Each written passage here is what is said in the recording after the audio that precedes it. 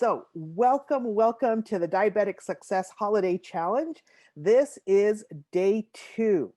Now, I have some things that I think will be kind of fun that we'll be looking at today. So, as we get into day 2 of our challenge, I want us to remember the little 3-step framework that we're going through this week, which is GPS for our journey to health. It's also GPS for our successful holiday journey. And we talked yesterday about getting a baseline. And I know some of you were able to download your assessment. If you haven't, don't worry. You can still do that today. And just text me if you're having problems getting it printed, like out of your Facebook or something. I can always send you the link in an email as well. So just let me know if you're having any trouble accessing it. It should look like this. This is the cover, Diabetic Baseline Assessment. And so for those of you that have had a chance to take a look at it, I wanted to start by asking, how did that go? Were you able to find and get the data to fill in at least part of it? So let me know kind of where you are in that process right now. I have to get some ink for my printer, as it turns out.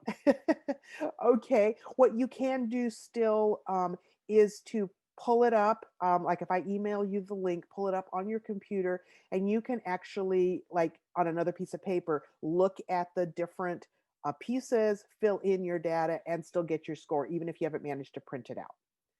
That would So, be great. That would be yeah. nice. So you can do that. I'm going to take a look at it in a little more detail today, just to make sure everybody understands the different pieces. And I want to kind of review the sections and why it's important information. So I want to talk about, how does this relate to like the goal setting and the prioritization that you're going to be doing during this challenge. So here is what your sheet actually looks like. The one I had showed you yesterday was an older version. This is the current version, so this should exactly match what you have in your handout. And so you will notice that the first row, can everybody see the rows clearly? Is it big enough for you? I Yeah, hope. much better than yesterday. Okay. Um, so the first row is your age in years. And so you, even now, you can jot some things down as we go through this, and it's going to start to give you a little bit of a personal picture for you. So your age in years, and optimal range for that is 12 to 39, because that's usually people's healthiest age group. So sometimes our age is a little bit against us, but that's okay. Don't worry, because it is not the determining factor in your health. But you will have a number of points depending on which bracket you're falling into. 40 to 59, give yourself 2 points. 60 to 74, give yourself 3 points. And 75 or over, give yourself 4 points. That is probably the only item on this entire assessment that you have no control over. So that's also really good news, because out of the 19 evaluative rows, you can control 18. And that's really what determines your health. It is not your age. So I want you to know that.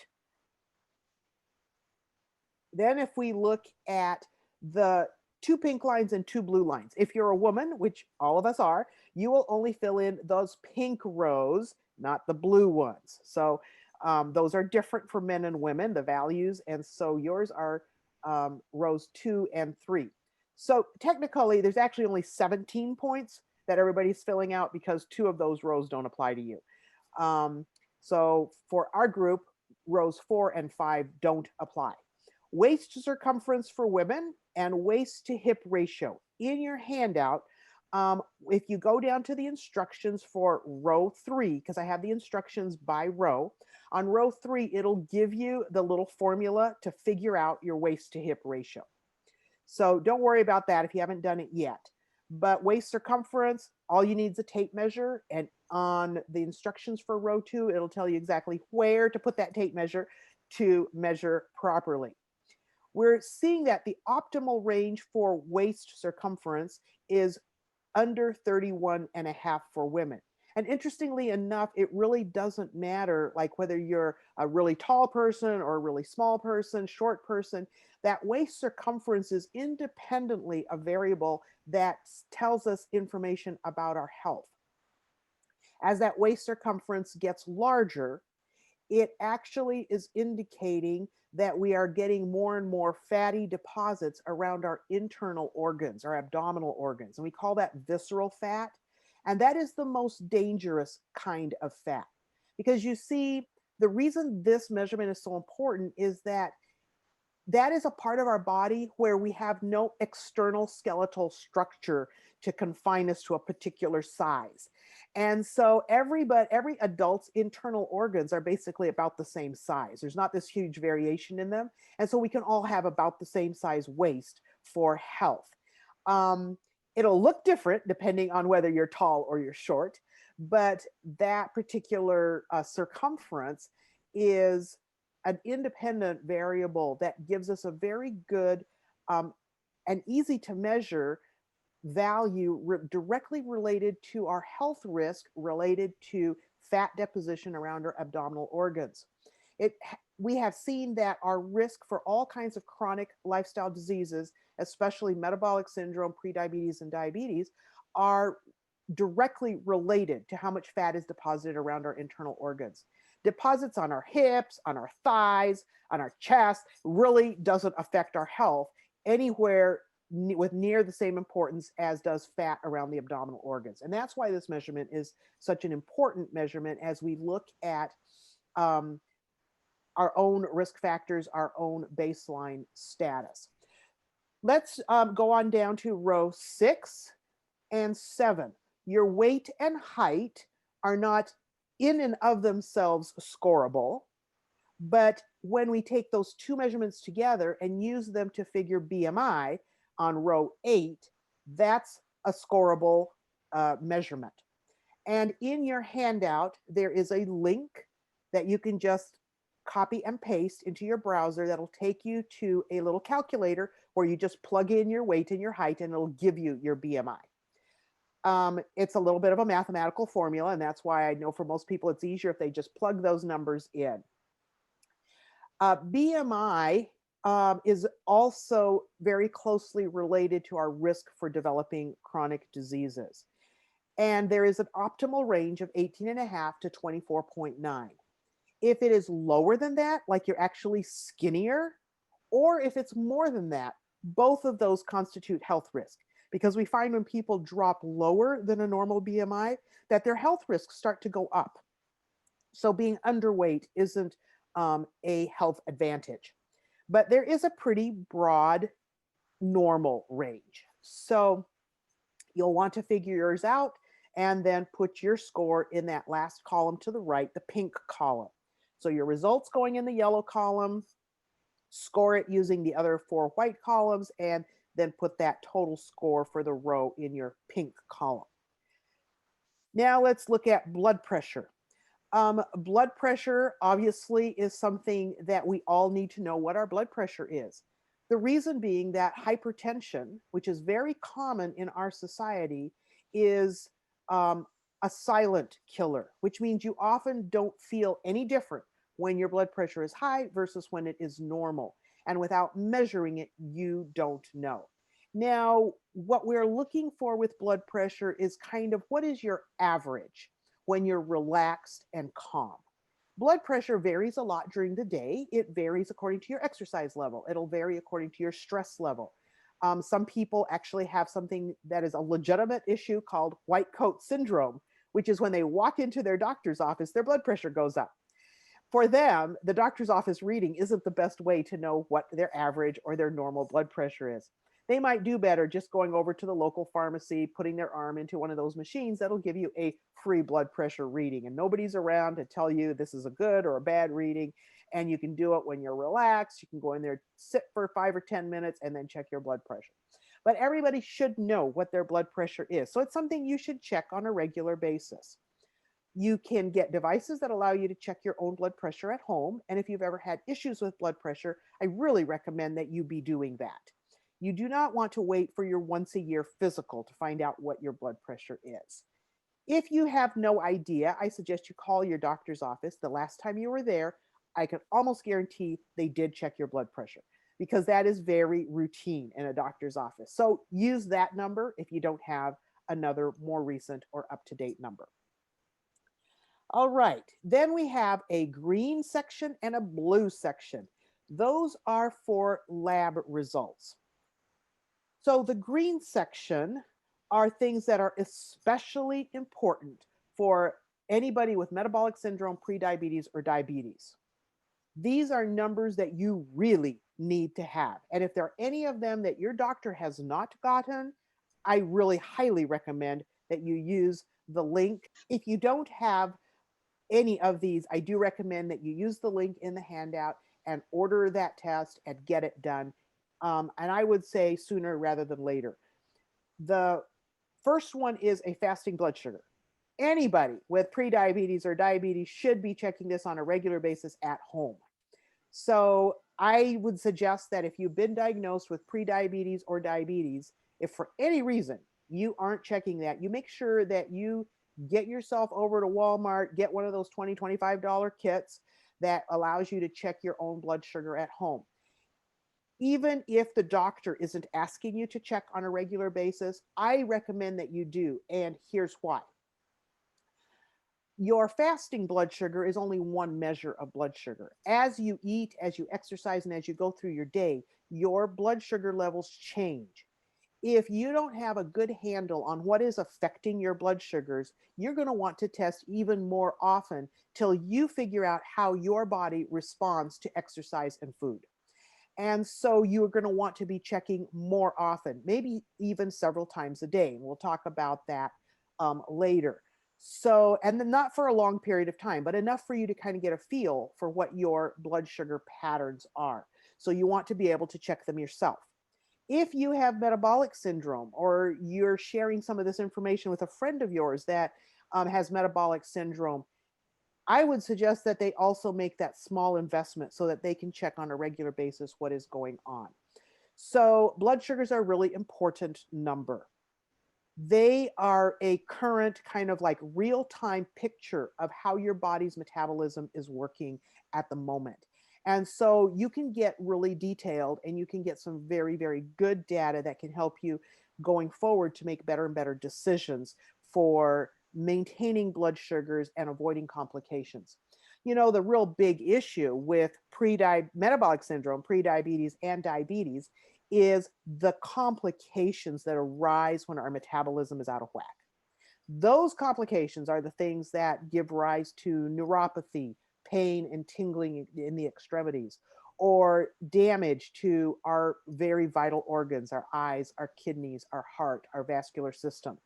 And so it's really important to know what's going on with your blood sugars and keeping them in the optimal range whenever possible for the least risk of developing complications. So everything we do to manage blood sugars is really with the goal of avoiding complications.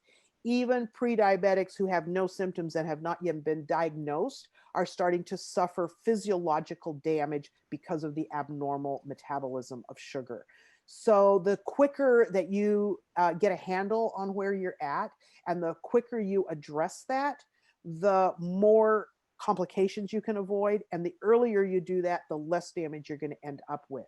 The earlier you deal with these things, the better your chances of your body being able to, over time, repair the damage. Some kinds of damage is repairable. Some can become permanent if not dealt with soon. So diagnosis and aggressive implementation of strategies to normalize blood sugars is super important for everyone. Now, the second one, row 11, you should all be familiar with as well. It's your hemoglobin A1c. And the reason I have a row that's called technical name is that if you go to order this online, that's what you're going to be searching for in terms of a lab test name. So I wanted you to know how it will usually show up name-wise when you're looking for that test. The hemoglobin A1c is a measure of basically the sugary coating on your red blood cells that comes from having blood sugars running above normal for extended periods on a daily basis. Because our red blood cells have a lifespan of 3 months, it basically gives you an average blood sugar reading for the last 3 months. This is especially important for pre-diabetics that probably aren't checking on a daily basis and maybe not even a weekly basis. That hemoglobin A1c gives you a good, accurate picture of what's been going on for the last 3 months. That is a test that you can do any time of the day. You don't have to be fasting to get a hemoglobin A1c because it is this long-term average. Some people are under the impression that there's no reason to check it more frequently than every 3 months because of this being a 3-month average. But let me tell you something. If you make changes that are affecting your blood sugar, those changes can actually be reflected very quickly in a hemoglobin A1c number. I have seen people drop their hemoglobin A1c multiple points in 1 week by changing what they're doing. So that is still an average, but that average can be affected rather quickly as your numbers drop. So if you're making changes, I recommend rechecking hemoglobin A1Cs more frequently than every 3 months, maybe every month. And that can also give you a better index of how you're doing overall, because that takes into account spikes that are happening after your meals, what's happening at night with you. So it's an important piece of the puzzle. It is not the only number. Now, row 12 is one that not all doctors do on a regular basis, even for diabetics. But row 12 tests your insulin levels. And on here, I put fasting insulin levels. The reason I did that is the fasting insulin level is a measurement that can pick up metabolic syndrome and early risk factors for prediabetes even before there are any abnormal blood sugars. So knowing if there's an abnormal insulin can let you know that your metabolism is not working well before you develop prediabetes. Many people that develop prediabetes have high fasting insulin levels for months or years before they become pre-diabetic, because their body is compensating for the insulin resistance by pumping out extra insulin. But that extra insulin is extra work for your pancreas, and extra work for your pancreas over months and years can contribute to your pancreas basically wearing out and then not being able to produce insulin. And so catching high insulin levels early before you have blood sugar issues is super important for preserving your pancreatic function. And that's vital if you want to reverse any of these diseases and be able to be healthy without medications. So fasting insulins can be very helpful. Not everybody who's pre-diabetic or diabetic has hyperinsulinemia or high levels, but many people that have high insulin levels go on to develop prediabetes. So it's good for you to know what it is. Even if you've already been diagnosed with diabetes or prediabetes, I recommend getting insulin levels checked. But if you've already been diagnosed, you might want to do a 4-hour like glucose tolerance test that includes insulin levels at each of the blood draws. What that does is help to see how well your pancreas is compensating while you have high blood sugars. And one that is not on here is a particular, you can just ask your doctor for this. I'm not looking at the name right now, but I believe it's called a C-peptide level, which is a direct measure of pancreatic function. That measure of pancreatic function can give you a very good index as to how much recovery you're capable of as you address your diabetes with lifestyle and diet. Because the basic measurement that's going to affect how well or how far you can reverse your diabetes is going to be your pancreatic function. We have some very exciting research that's actually come out this year showing that using the appropriate lifestyle measures, even dead pancreases can regenerate beta cells that start to produce insulin. So that is like extremely good news, but you do not want to get to that point. You do not want to get to the point where your pancreas is not producing significant amounts of insulin. But it is good news that with a proper lifestyle being implemented, even the pancreas can start to regenerate and recover some of its function. All right, let's go down to row 13, which is vitamin D levels. This is something that we find is extremely important in the development of all chronic lifestyle diseases because of its contribution to the inflammatory process in the body. Vitamin D directly impacts the function of your immune system and inflammatory levels. Diabetes is a disease of inflammation, and having adequate vitamin D is a huge um, way of decreasing your risk of your disease progressing. And it's also very important for preventing prediabetes from going into diabetes or metabolic syndrome from going into prediabetes. Vitamin D levels are vital. The optimal range is 50 to 100. Many Americans' levels are much lower than that. When I became aware of the importance of vitamin D, I had my vitamin D checked, and this was probably 3 or 4 years ago. And my vitamin D, when I first checked it, was actually not measurable. It was like less than 2 to 4. And so I was like, oh, this is not good. And I started supplementation. So you might want to talk to your healthcare provider about levels of supplementation needed if your levels are under 50. If they're very low, like under 20, most healthcare providers are going to recommend that you do something like 10,000 international units a day for a month or two and get rechecked. You will want to make sure you get that exact recommendation through your healthcare provider. I am not a doctor, but I'm just telling you what the research is showing us in terms of needs for vitamin D. And with very low levels, they're looking often at 10,000 international units a day until you get back up into normal levels. Once you're normal levels, many people can maintain with anywhere between 2 and 5,000 international units a day. More in the winter, less in the summer, especially if you get outdoors and you're getting sunshine. The fact of the matter is that when you are outdoors, unless your shadow is shorter than you are, your body isn't making any vitamin D. So that's a really good measure to assess whether you're in vitamin D making sunshine levels or not. And for much of the United States, especially northern states like Michigan, in the winter time, you are never going to have a shadow that is shorter than you are. And so it's very important to supplement during the winter months and supplement even during the summer in amounts to keep your vitamin D levels normal. That is a huge factor in metabolic control of glucose levels. Okay. The blue section now is the lipid profile.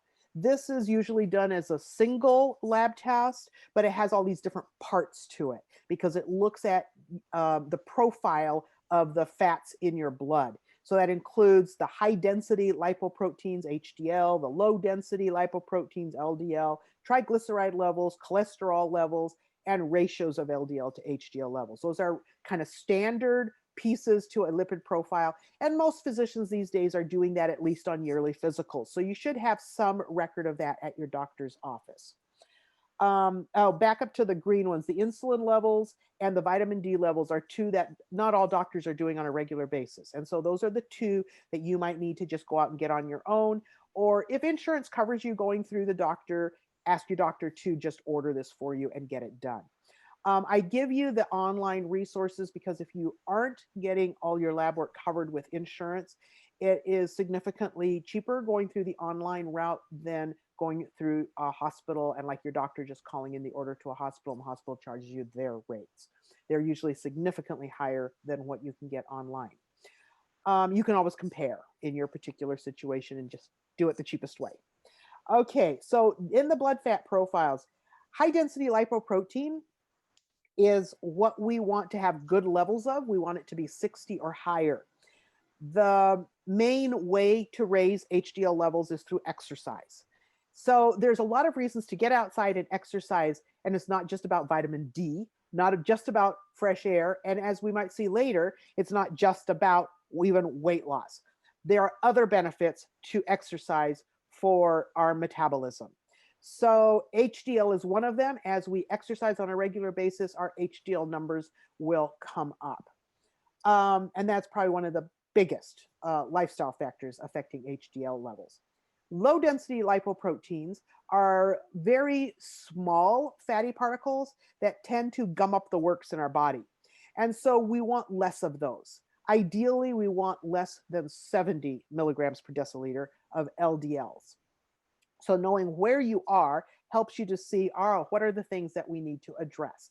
LDLs and triglycerides, the next item, are both addressed most directly through our nutritional choices. Triglycerides are a really important one for diabetics, and a lot of diabetics and pre-diabetics have high triglycerides. Triglycerides are very quickly affected by simple sugar intake. So we find that one of the ways that many pre-diabetics and diabetics can drop their triglycerides quickly is to eliminate drinking juice. Even 100% fruit juice has no fiber with it and really can raise triglycerides quickly. Triglycerides are a measure of kind of what you've been doing in the last 2 to 3 days. So just even changing your choices for 3 days before doing a lipid profile can affect your triglyceride level. So just be aware of that. If you think you might have issues with triglycerides, completely cut out juices and really, really watch and decrease to as much as possible your simple sugar intake, and that will give you your best triglyceride reading. There are some other things that do affect triglycerides as well, but that's a big one that's really under people's control. All three of these, actually all of the numbers in the lipid profile will improve as, for example, if you are overweight in any way, all of your numbers will improve as you lose weight. So that's another thing that can be a big factor for people. Some people just will not be able to get their numbers into the normal level till they're close to their ideal body weight. So a lot of things work together when it comes to lifestyle and dealing with our metabolism. Last one, total cholesterol. It's next to last on row 18. That's a really important number. 100 plus your age is really where you want to be for optimal range. And it can even be less than 100. As long as the number, if it's less than 100, it is not a problem if you have that level without cholesterol lowering medications. I probably don't have like a space anywhere else in our training this week where I'm going to talk about that, but I think there's a little nugget I really want to give you here that many people, and including many healthcare providers, are not clear on, and I want you to know this because I want you to be able to make informed decisions. One of the most prescribed drugs in the United States of America are statin drugs. They are like second after antidepressives for most prescribed drugs and most used drugs in the United States. Statins are things like atorvastatin. They have like different names, but they all kind of have that statin at the end of their generic name, so you can recognize it. And they are often given to people whose cholesterol levels are high, because the research has shown that the lower your cholesterol level, usually the lower your risk for heart attack. But whenever we introduce chemicals into our body that change body functions, we can run into problems. And statins are one of those. Just to give you a really nugget version of this, I think it's important for you to take away this information, which are facts about statins and your body cholesterol. First of all, your body can be affected by two different kinds of cholesterol. When we talk about two kinds of cholesterol, most people immediately think good cholesterol, bad cholesterol. HDL, LDL. HDL is good, LDL is bad. I want to introduce you to a different concept, and that is the concept of oxidized cholesterol versus unoxidized cholesterol.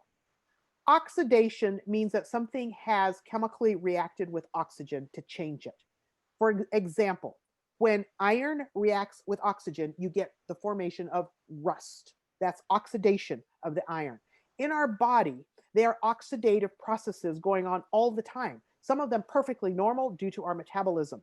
But oxidation can also create byproducts called free radicals that are dangerous to our bodies. When we look at cholesterol, there are only these two main kinds of cholesterol. Oxidized cholesterol is cholesterol that has been exposed to heat and or air. So we only get oxidized cholesterol when we eat cholesterol containing foods. All foods that contain cholesterol have been exposed to the air, unless you're like going up to the cow and getting a bite out of a living cow. That one might not get exposed to air. But other than that, it's been exposed to air. So on top of that, most foods that have cholesterol are also heated before we eat them. Not too many people eat raw meat, raw unpasteurized dairy products, even though there are some that eat like raw unpasteurized milk or cheese. There are some people that eat raw eggs. So those are not exposed to as much heat, but they're still exposed to air. The more oxidation cholesterol undergoes, the higher the level of oxidized cholesterol in the food you eat, the more damage you get in your body. And the damage is directly to the lining of your arteries. Oxidized cholesterol affects the very smooth, sensitive lining to your arteries and actually like attacks it, makes like little damaged areas. Your body sees the damaged areas and brings along a little fatty band-aid to cover up the injured area. And that is how atherosclerotic plaques begin. And so the root cause of heart disease and arterial disease, of atherosclerosis, is inflammation of that artery wall lining. And then the body desperately is trying to fix that problem and ends up with atherosclerosis. This is a slow process. It doesn't happen overnight, but every day you can add to that damage and add to the process if you're choosing to ingest cholesterol containing foods. So let me just make it clear that the only foods that have cholesterol are those that come from an animal. So that is all kinds of meat, fish, doesn't matter if it's red meat, white meat, fish, milk, eggs, and cheese. Those are your sources for cholesterol in your diet. And all of those sources are oxidized to a greater or lesser degree. Something a lot of people don't like to hear is that the highest oxidized levels of cholesterol are found in foods that have small particles and a long shelf life. So top of the list is Parmesan cheese. It's aged for several years. It's crumbled, has huge surface area that is exposed to air, and it has a very long shelf life. So one of the worst sources for oxidized cholesterol is Parmesan cheese. Other things that are very high are things like mixed baking mixes, like cake and pudding mix that have both powdered milk and eggs in them, because those very high surface area particles then become oxidized. As we consume foods that contain cholesterol, we're getting that oxidized cholesterol that damages our arteries. But our bodies need cholesterol, don't they? So how are we going to get it if we need it? Well, just like all mammals, our bodies have livers, and our livers can take the food we eat, whether it's lettuce, tomatoes, or bread, and it can take the fatty portion of that and make cholesterol. The really great thing about that is that when our liver makes cholesterol, it can put it out into our bloodstream, where it can go to our brains and our nervous system and all these places that have to have cholesterol for good health.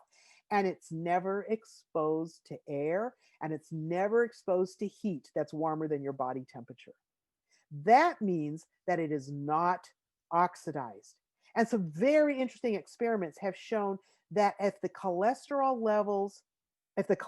I mean, in the blood has not been oxidized, exposed to heat and or air, that it doesn't damage arteries. It doesn't create atherosclerosis. And in many cases, hardly matters what the number is. So remember that cholesterol is a number. And the most important thing about that is, where is the cholesterol coming from? Now, the reason I brought this up is because so many people are on statin drugs these days, and I want you to understand what statins do. A lot of people feel that statins, oh, I take my statin, and then if I eat my eggs and my cheese and my meat, well, it'll just take care of that cholesterol and it'll like somehow get rid of it.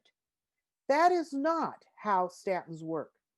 The primary action of a statin is to turn off your liver's ability to make cholesterol. So basically, what it's doing is depriving you of the only safe and healthy source of cholesterol. So if your numbers for cholesterol are 80, but you're on cholesterol lowering drugs, it means that you are not getting the levels of safe cholesterol that you need. If your level is 80 and you aren't eating any cholesterol, that's not a problem because we find our bodies will produce normally about the amount that we needing. So not everybody needs the same levels, but the liver can adjust for that as long as we're eating adequately. We're not starving ourselves, we're getting enough calories, and we're eating a balanced, well-rounded diet with lots of variety. So I want people to understand that about cholesterol because your ideal cholesterol level is 100 plus your age. And when you get your lab test back, most labs will mark your cholesterol as normal as long as it's not over 200. So I want you to know that there's a difference between what's marked on your spreadsheet as optimal range and what the lab report might say is normal or abnormal. Normal means that you will die of the normal reasons Americans die of. Cancer, heart disease are right at the top. If you don't want to be normal, you probably want to be optimal. So that's why I want you to have those optimal numbers for reference, not just normal according to the lab numbers. So I hope that makes sense to everybody. And that's true for some of the other levels as well that you see in your sheet. So don't stress. Well, my doctor said everything was just fine, but not everything's in the optimal range. Most doctors don't even know what's in the optimal range. They go by the lab results of normal or abnormal, high or low. So in some things, we need to have better information that's research-based on what are our best levels. The very last one, ratio between LDL and HDL, you want it to be less than 2-to-1. And so you can see, depending on what your ratio is, what score you're going to rank it. So that's kind of a walkthrough through your assessment. And so what I'd like to do is, has anybody completed their assessment for today? With the hiccups and all that we had yesterday, I'm not sure anybody's had a chance to do that. Okay, I think Jackie's holding hers up and showing us that it's all done. Is that correct? Because of the way your camera is with the virtual background, I can't tell for sure if that's your lamp or it's a piece of paper you're holding up. But in any case, if you have it done, that's great. You're ready to go. If you don't, I would really recommend that you take your time today to finish filling it out as much as possible. Instructions are with your handout where to get all the numbers, Denise, if you haven't had a chance to do that yet. And then if you have any questions about this, write them down or stick them in the chat so you don't forget, and I will take time to answer those questions at the end of our presentation. As we go now to this next section, let me talk about what your part of this is going to be homework as well for today. But yesterday we talked about getting a baseline, and that's getting that sheet filled out, and then picking a destination. To pick a destination in this case means I want you to look at your scores for each of the rows on your spreadsheet, and I want you to circle any rows in which your score was a 4, because those are the ones that are the most out of whack, and those are ones that need to be addressed first. Now, no worries. If you have some 2s and some 3s, if you address things that are in the 4, it's also going to help things that are 2 and 3 for the most part. There's a lot of overlap between strategies for addressing those, but I want you to look at what are your biggest priorities. What are the things that are putting you at most risk for complications, most risk for developing other chronic diseases. So those are the things you're going to want to have as a priority in terms of picking a destination. And then we're going to look at, well, how do we get towards that destination through the holidays? Because the holidays are what can really put us on detours, can actually get us going in reverse. And who wants to go down the highway in reverse? That's really dangerous, isn't it? So we don't want the highway, we don't want the holidays to derail us on our direct route to our destination. But it's important to know both where we're starting and where we're going, so that we can make the best plan and set up our best strategies and figure out what tools we need to get through the holidays successfully. So that's why we're going through these different steps. So, in your homework for today, I want you to set some SMART goals based on what you see as your priority. So, whatever areas, maybe you don't have anything that's in the four that has a four for its row score, that's okay. Then look at, do you have anything that is not optimal? Few of us are completely in the optimal column. So anything that is outside of the optimal column, we want to look at what is the most outside of that, and we want to look at that first. So that will give you a tool then to prioritize for yourself what you need to do. So remember that your SMART goal is specific, it's measurable, it's realistic and achievable. So it's like something you can actually do between now and the end of the year. And timely. You want to say, this is my goal for end of the year, or like we said yesterday, maybe that's how I want to hit the new year or the middle of January. So there we are. Now, there's a couple of other things I want to go over with you today. I know we're getting near the end of our time. I try to keep these to an hour or less.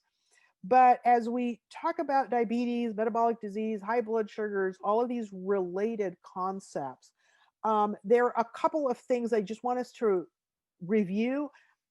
I think most of you have a basic working knowledge of what is going on in your body, but I just want to review some high points because some of the things we're going to be talking about address these things especially.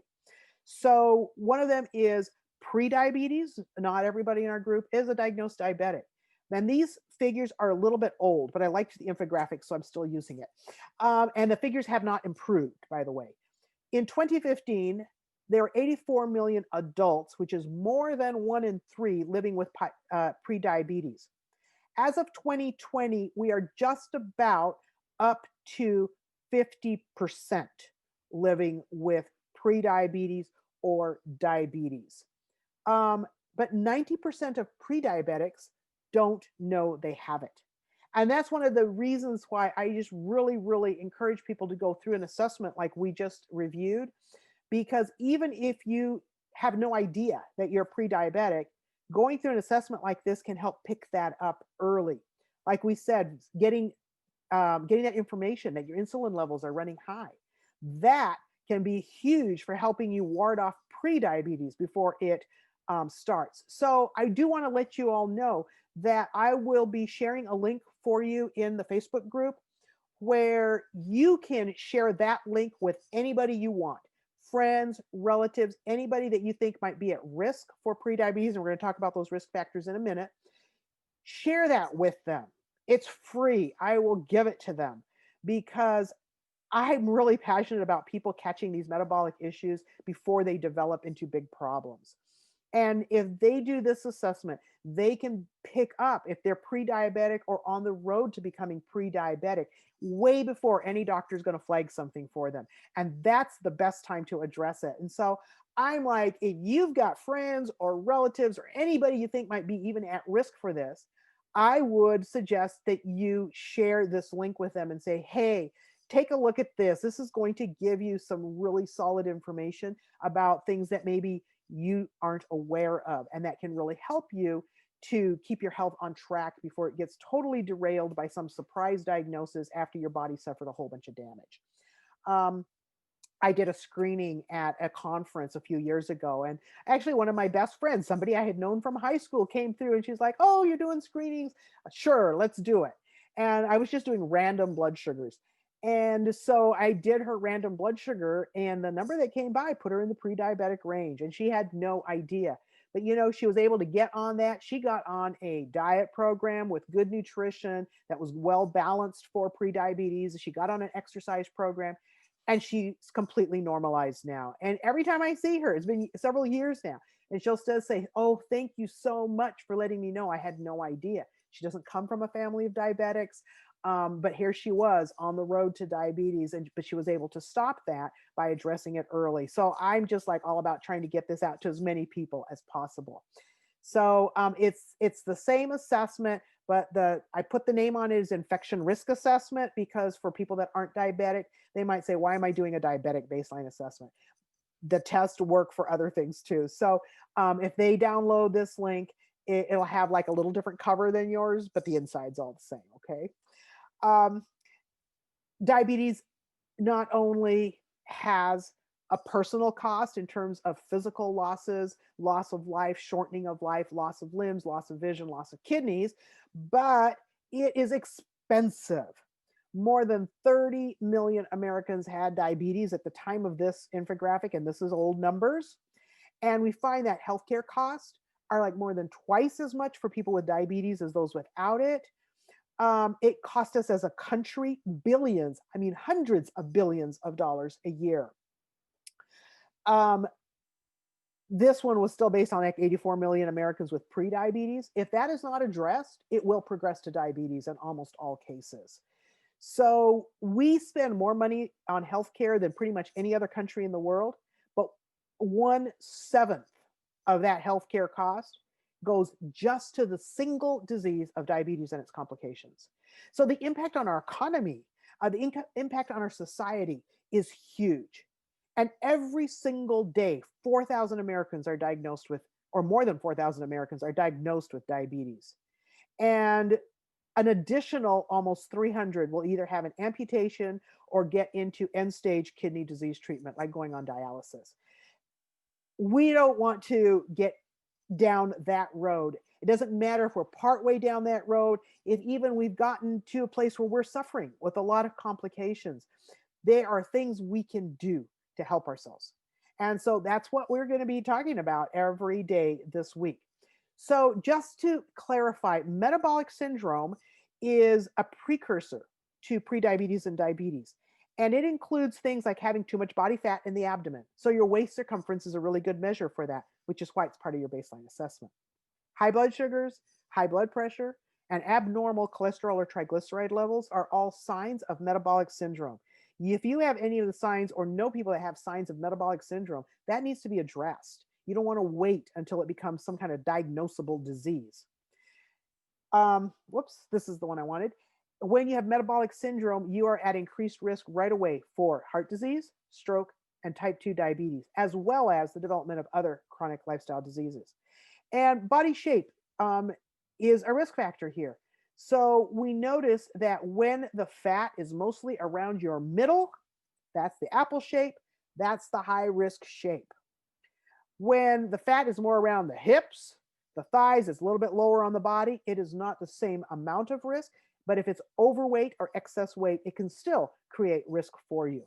So those are some important things to notice.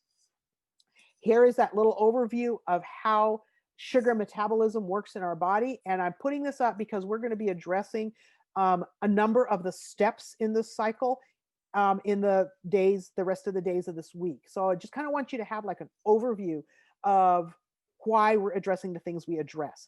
So if you start at the far right side of this diagram, you have food. When you eat food, the sugars, the carbohydrates from your food go into your blood. That's symbolized by those little green dots that you see in the red blood cell. Those little green dots represent sugar. As you eat, sugar goes up. So follow the arrows up. As your blood sugars go up, your pancreas, that's getting blood circulating through the body, says, "Oh, I see more sugar. That means I need to put out insulin." So the pancreas puts out insulin. Insulin is what provides the key to open the door to cells in your body to take in glucose. When glucose goes into a cell, it's leaving the blood. So the blood sugar goes down. You see there's fewer little green dots after the glucose goes into the cell. Adipose cells is just another name for fat cells. And anything that the other cells of the body don't need for energy will end up in adipose cells. Um, so we also see, so here we see the relationship between eating and the raising of blood sugar, raising of insulin levels, and then blood sugar should go down and should decrease. Now, as pre-diabetics and diabetics, the taking up of glucose by the cell is often not working properly because insulin is like a key that opens the door to the cell. But if that lock is sticky, the key can be present and the door not open. And that's when we end up with blood sugars that run high even after the insulin has been produced. So if we look at exercise here on the far left of our diagram, exercise has the direct effect of helping to decrease blood sugar because you need energy to move. And then that energy often comes from the liver or the muscles in the form of glucagon, which then opens up more storage space for the blood sugar. So sugar can leave the blood and be stored as glucagon. Now, pancreatic alpha cells also release glucagon if you're needing more sugar to maintain blood sugars while you're exercising. And that glucagon goes to the liver, where the liver breaks it down into glucose and raises your blood sugar so that you can continue to exercise without passing out. So this is a complicated pathway, but you'll see that the pancreas is involved in both parts of this equation, and the liver is a very important also organ in terms of adjusting blood sugar levels for your body's needs. So this gives you just a little bit of a kind of overview of the things that affect our blood sugar and why we will be talking about things that affect insulin levels, things that affect glucose levels. What can we do to help the cells take up glucose more efficiently? How does exercise work into that, and how does nutrition work into that? Here is a close-up of the cell wall, and this is a picture of insulin resistance. Glucose are the little red dots, insulin are the purple triangles, and you have receptors in your cell wall that are the little teal receptors. As insulin sits in the receptor, it releases chemicals that allow the doors to the cell to open and let in sugar.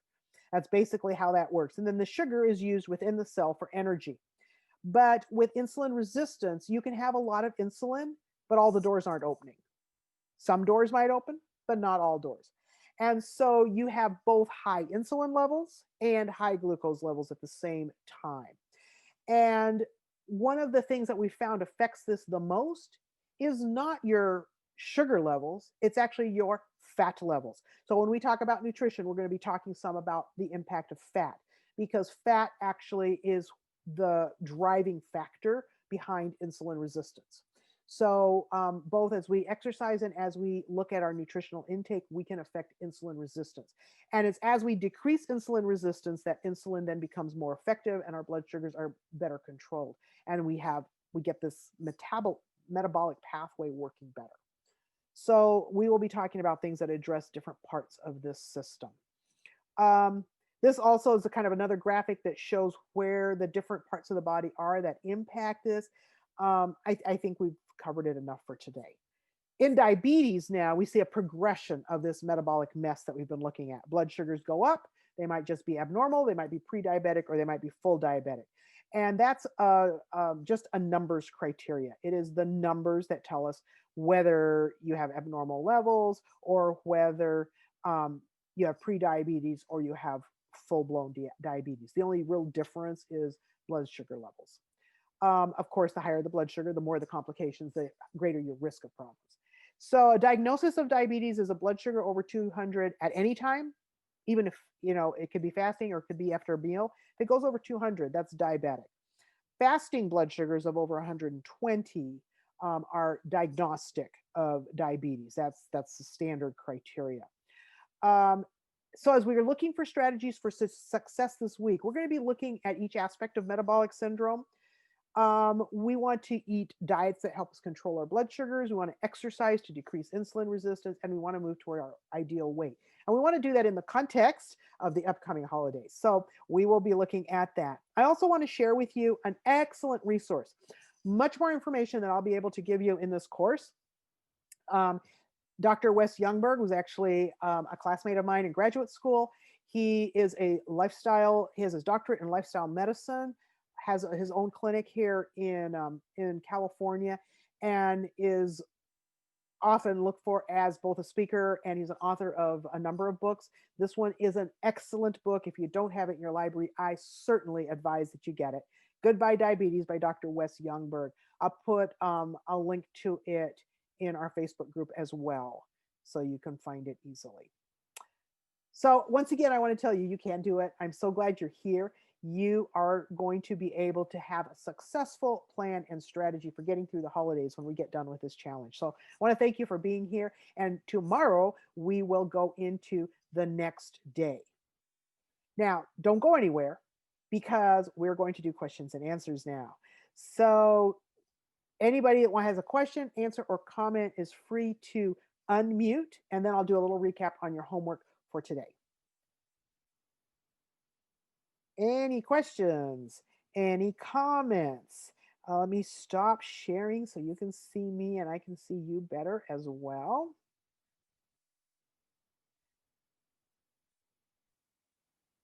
And okay, I see some questions in the chat. Cindy asked, what kind of vitamin D do you recommend? D2 or D3? Oh, that's a good question. D3 is actually the form of vitamin D that your body most easily can change into the active form. And if you are low on vitamin D, highly recommend you use a D3. Now, there are different sources of D3, and I highly recommend using a vegan source of D3. It is available. You can, I can probably find a link for that to put in to the Facebook group as well. I'll put the link in there for the kind that I usually get. Liquids are easily absorbed. You can just like put them in your mouth and they just kind of can soak into the mucous membranes of your mouth. That's a way that a lot of people can absorb it well and efficiently.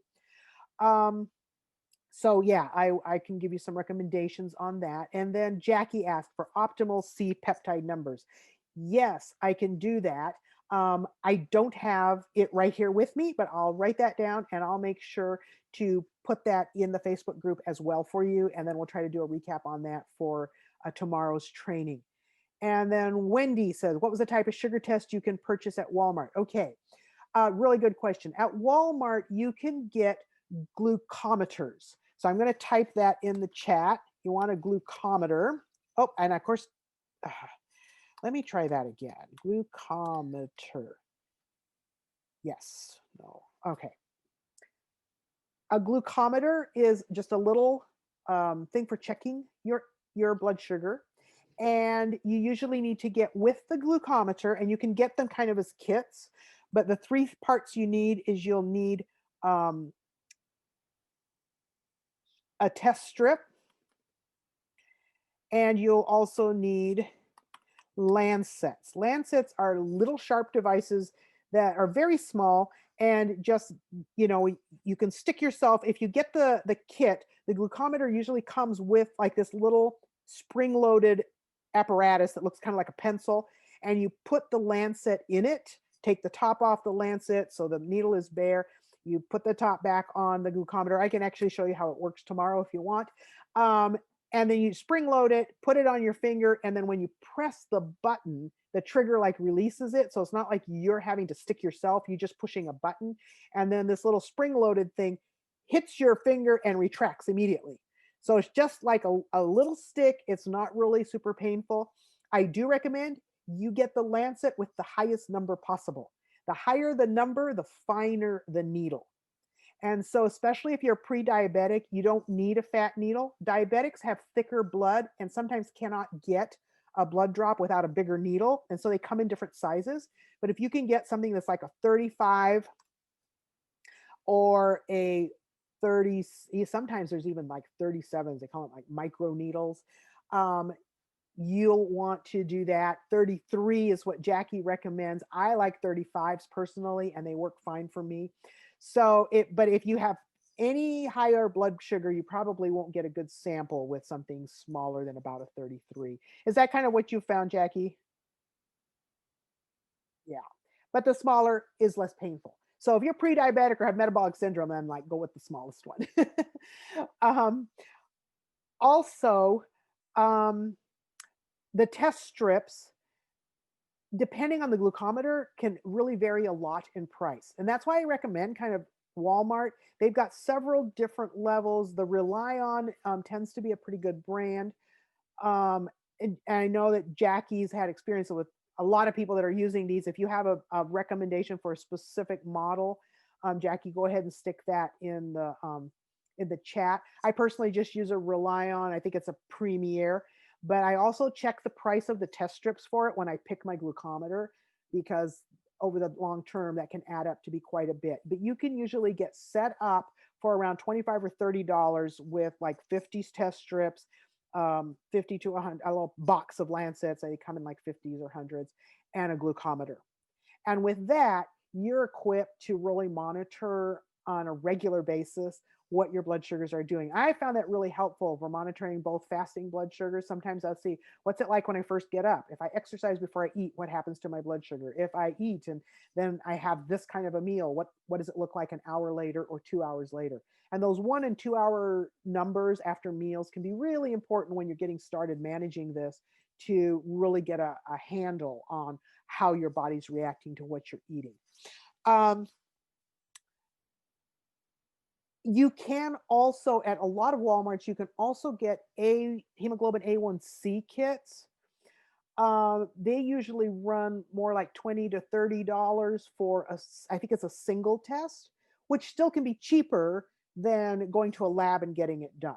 So, depending on your insurance and what is covered and what is out of pocket, even hemoglobin A1Cs you can get over the counter. All right, so those are the questions that I'm seeing. Any other questions? All right, then let's hit the homework for tomorrow. Try to put down some goals. We talk about them. We might still refine them before the end of the week, but I want you to start with some early written goals based on your personal health priority. And I'm also going to put a link to a video in for today's homework. It's called, Does a Ketogenic Diet Help Diabetes or Make It Worse? And it's just about some science. It's Dr. Greger. And I think it's really important information, because I don't care where you go on the internet, whether you're going to support groups or you're going to do research on diabetes, you will be seeing lots and lots of information on ketogenic diets. And I think it's very, very important to understand how they work. And Dr. Greger is probably one of the most reliable research-based presentations. It's a short presentation, and I think it's 10 minutes or less. By the way, raise your hand if you had a chance to watch the video link from yesterday on how not to die of diabetes. What did you think of that, Jackie? Had you seen that before? No, I hadn't seen it, but I thought it was a good video. Yeah, I just think it really sets a really good framework for the kinds of things we're going to be doing in our challenge. So if you didn't get to see yesterday's video link, watch that one first, and then watch the one that I'm going to be putting in there in the next 10 or 15 minutes. I'll get that in there for you. Okay, I'm sorry to keep you a little bit longer today, but I think we had some really good content. I hope you are in a good position to go forward with your homework. So tomorrow, when you come to the training, bring whatever you've completed of your assessment, because we can go over like your own numbers. We can help you talk about prioritization, what kinds of things you're going to want to focus on based on those numbers. Check out the video and do some written goal setting. And yes, as Jackie said, there is such a thing as a vegan keto diet. I'm very well aware of that. We can talk about that tomorrow, but I'd like you to see the video first. So then we'll have a better basis for discussion. All right. All right. Any other comments or questions? I think you should have everything down. So let me just recap. Your homework is to watch the video, finish your assessment, and come back with written goals based on your priority areas that you saw in your assessment. And think about how this helps you to understand your own role in planning going forward. So I look forward to seeing you guys tomorrow, same time, same place. Have a great day. Bye.